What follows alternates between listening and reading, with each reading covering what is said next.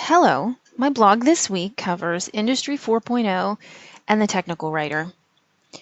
As you can see from the blog, Industry 4.0 is still in the developmental stages. As it rolls out, we'll learn more. But right now, for the writers,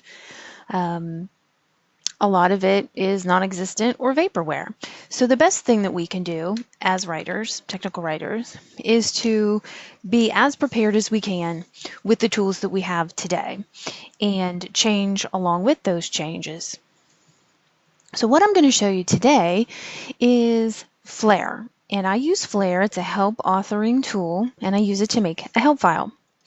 So I'm going to go over just a couple of things that I covered in the blog and show you how I would handle those things in Flare. So what I'm going to do is kind of cover the characteristics that embody, these works: dynamic, ubiquitous, which just means available everywhere, offered, and spontaneous. The first thing I'm going to cover are snippets. And snippets, it's not a term that's specific just to Flare, but it is kind of specific to help authoring software such as RoboHelp or Doc2Help. So what a snippet is, and I'll open one here. I have a kind of a setup project that I've made here, and I put them all in one folder. This is a snippet. So a snippet is just a piece of content. Like we say, in the characteristics, it's a chunk, it's dynamic. It's a chunk of content. We can update the content, this file, but if we go to demographics, the page, we can see that the demographics name, so this is where you add, for instance, a patient name. And I use demographics as an example because almost every software has some sort of demographic information on people. And if you hover over this, it'll give you that same name here, that it's demographics name. The power here is, in this being dynamic, is that you can come to that snippet, which is this whole line here. You can come to this snippet, and see, I forgot to delete that. So when I added this file, this is kind of just the general text. So I don't want that there. Well, what if this, the first name, middle name, last name could appear on multiple screens, multiple reports. It could conceivably be in one place or 100 places. So if I want to delete that and this snippet lives in multiple places, I just come to the snippet, and Flare happens to give you a little asterisk here just to let you know that this file has been edited. And let me jump over here to where it actually is. Okay, this is the line we're looking at. As soon as I hit save or save all, this file will save and this will automatically update. So keep your eyes on it. I'm going to click save now. Save all. And it's gone. And what will happen is each time I change that, and everywhere that it lives, I change it in this one place, and I save it, and all places are updated. Makes it very, very dynamic. I use snippets quite a bit, particularly with reports. But this really, if when rolled through an entire help file, you really gain some power, and especially if you don't have a large team of writers, it can really help you be efficient as well as set your topic up to incorporate future Industry 4.0 developments. So the idea of ubiquitous, and I'll close this, I don't think this is in my next example, is let me close that, is responsive editor, available everywhere, being ubiquitous, independent of device, must be online, searchable, and findable. So I'm going to click on responsive editor, and I didn't set up a full project. There's really not a lot to this, and I can actually, this, by the way, is my project environment. If I built it, then, and I will do that, I'll show you what the output is. So this is where I work as a writer. And this is just an example of, I can make it a little bit bigger, of what a responsive editor means in Flare. And what that means is this, when I began a project, I started a template. The template has a skin, which is just, how everything that makes it be what it looks like. It's the design of what you see. And that skin is built to be responsive. And what that means is that you can use this, this output is independent of device, meaning you can view it on a laptop, you can view it on a tablet, and you should be able to switch the orientation of that tablet, meaning portrait or landscape. So as you flip it, just like you rotate your phone, that information will rotate and size accordingly, as well as you can view it on your phone. And that really makes it, really the genuine, earmark of available everywhere on any device. Shouldn't matter. So let me close that. I'm not going to save it because I just made that image bigger so that you could see it. Again, this is the skin, and there are just anything you can do in here. And Flare makes this easy so that you don't have to, I don't think we need the link viewer. You don't have to be a programmer to do this, but I will say that working in the skin, there are so many options in here that it can be hard to figure out exactly, like this font. It could be in many of these categories. But that's really just, it's the skin design. The skin design is what determines whether or not it's dynamic.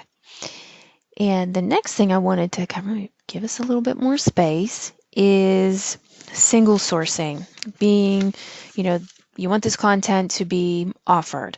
So specific content made available when users encounter an issue rather than information related all the time. And this also kind of goes in hand with being spontaneous. So content triggered by the context. And that can be confusing because that just seems like words. But what I'll do here is I'll show you what single sourcing means. We'll cover that first. So single sourcing, the idea is that, for instance, this help project, I could build this out and have material that will output to, I can even do it to a PDF, but I can have multiple outputs or builds. But everything lives in one place. So even Flare as Madcap as a company, I went to their conference, their lead technical writer has all of the company's products, their help files, they're all in one project. He just outputs Madcap Capture for that build when it builds. And so what you will avoid is someone having, let's say, a piece of information, whether it be in Word, on their machine, and then maybe they email it to someone, and then maybe someone decides that needs to be put on a SharePoint site. Before you know it, you have multiple copies of the same or similar information, and then what begins to happen is, which version do you update?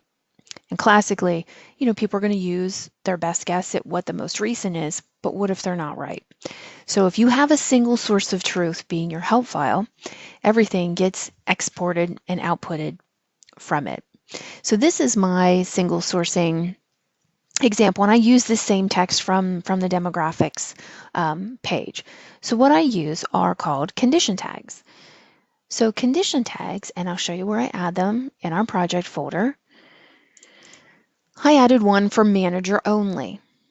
And my idea is that this information here is for users, adding demographics and maybe removing some demographics information. But maybe because of security, you have to be a manager to delete something.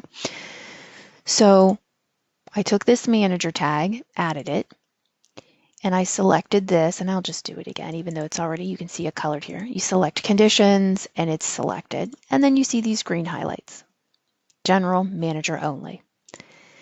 Then I come to the target, and I actually made two targets so we can have, and this is that single source. This lives in one place, but it outputs to many.